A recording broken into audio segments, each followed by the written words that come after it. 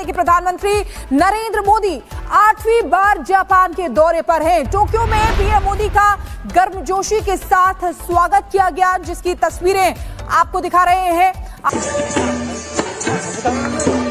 नमस्कार मोदी जी, जापान में आपका हार्दिक स्वागत है और हम दिल से आशा करते हैं कि भारत और जापान के बीच और भी गहरी मित्रता और सहयोग स्थापित हो। जापान लेके स्वागतम।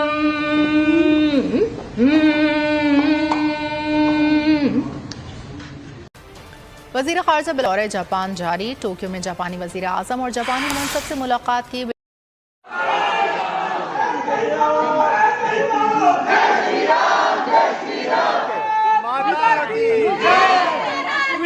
मोदी जी, ऑपरेशन सिंदूर बधाई। मोदी जी का नाम रहेगा, जब तक सूरज चांद रहेगा, मोदी जी का नाम रहेगा। हम आपसे मिलकर बहुत खुश हुए हैं, हम आपसे आपके नाम से बहुत ज्यादा प्रभावित हैं।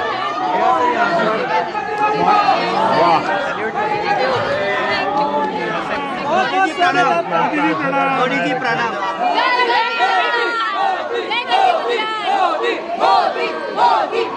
ओम भूर्भुवः स्वः तत्सवितुर्वरेण्यं भर्गो देवस्य धीमहि धियो यो नः प्रचोदयात्।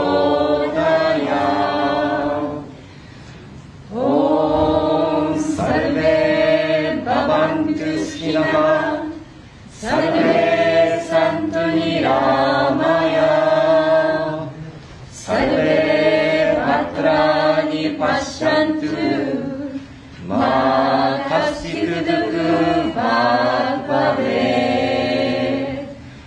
ॐ शान्ति शान्ति शान्ति। योर एक्सेलेंसी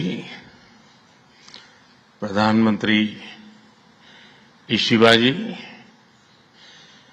भारत और जापान के बिजनेस लीडर्स, देवी और सज्जनों, नमस्कार, कोनिचिवा।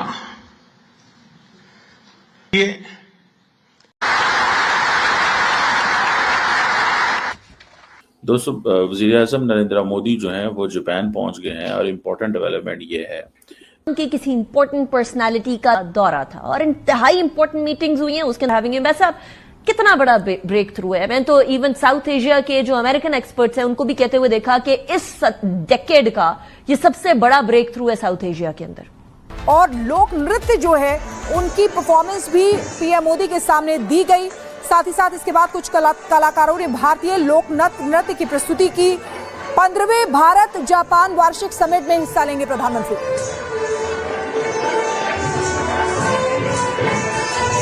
आप उनकी कोई भी कॉन्फ्रेंस देखें या उनका कोई भी इजलास देखें या किसी जगह पे वो मीटिंग कर रहे हो तो आपने उनके चेहरे को गौर से देखना है। बड़े ही पूरे इत्मीनान नजर आते हैं, क्योंकि जिस इंसान ने काम किया हो ना, जो इंसान गरीबों के लिए खड़ा हो, जिसने गरीबों का साथ दिया हो, तो वो इंसान टेंशन नहीं लेता। उसे पता है कि यार मेरे काम के ऊपर देखिए। अगर सबसे अच्छे दिन मेरे लिए आ गए हैं, क्या बता सकते हैं हम। भारत के शेर आए, भारत की बेटी ने भी उनका परचम लगाया हुआ है, भारत के शेर विद भारत के फ्लैग के साथ जापान में पूरे विश्व में डंका बजा रहा है। बल्कि भारत में नहीं, भारत से बाहर अमेरिका आज अपने भारत के घुटनों पे है, पाकिस्तान भारत के घुटनों पे है। पाकिस्तान के कोई प्राइम मिनिस्टर पाकिस्तान को G7 का मेंबर बनाएंगे तो मैं उसका भी फैन बन जाऊंगा। पाकिस्तान के कोई प्राइम मिनिस्टर पाकिस्तान के बीच में G20 की कोई मीटिंग करवाएंगे, चाहे वो पाकिस्तान के कश्मीर में हो चाहे लाहौर में हो, तो मैं उसका भी फैन बन जाऊंगा। पाकिस्तान का कोई प्राइम मिनिस्टर अपने लोगों को 300 यूनिट फ्री देने लग जाए बिजली के, तो मैं उसका भी फैन बन जाऊंगा। पाकिस्तान का कोई प्राइम मिनिस्टर अपने लोगों को हजारों सिलेंडर जो है ना फ्री देगा, तो मैं उसका भी फैन बन जाऊंगा। पाकिस्तान का कोई वजीर आजम पाकिस्तान में IIT को अनाउंस करे, उसके ऊपर काम करे, कोई वर्किंग करे, लोगों को फायदा दे, तो मैं उसका भी फैन बन जाऊंगा। पाकिस्तान का कोई वजीर आजम अपने लोगों को राशन, आटा, दाल, चीनी ये फ्री दे, फ्री ना भी दे तो इतने कम पैसों में दे कि लोगों को फील ना हो खरीदने में, तो उस वजीर आजम का मैं फैन बन जाऊंगा। मुझे मोदी जी का फैन बनने में क्या मजा आ रहा है? मुझे कोई मजा नहीं आ रहा, क्योंकि मैं तो सिर्फ उनकी पॉलिसीज का फैन हूं। मैं 1000 बार ये बात कर काम के दीवाने हैं। हाँ जी, उनके काम का दीवाना हूं, क्योंकि हमें पिछले जब से मैंने होश संभाला है, मैंने आज तक पाकिस्तान में कोई इस किस्म का वजीर आजम नहीं देखा जो अवाम के लिए सोचता हो। दोस्तों, इस समय पूरी दुनिया की नजरें भारत के प्रधानमंत्री नरेंद्र मोदी के विदेश दौरे पर टिकी हुई हैं और शुरुआत हुई जापान से, जहां उनका स्वागत वाकई ऐतिहासिक अंदाज में किया गया। जैसे ही प्रधानमंत्री मोदी टोक्यो पहुंचे, स्थानीय लोगों ने भारतीय संस्कृति का आदर करते हुए पारंपरिक तरीके से उनका अभिनंदन किया।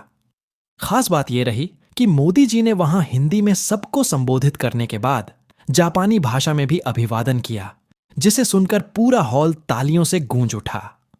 जापान के प्रधानमंत्री ने भी उनका बेहद गर्मजोशी से स्वागत किया और इस बात की सराहना की कि भारत का नेता उनकी भाषा में संवाद कर रहा है।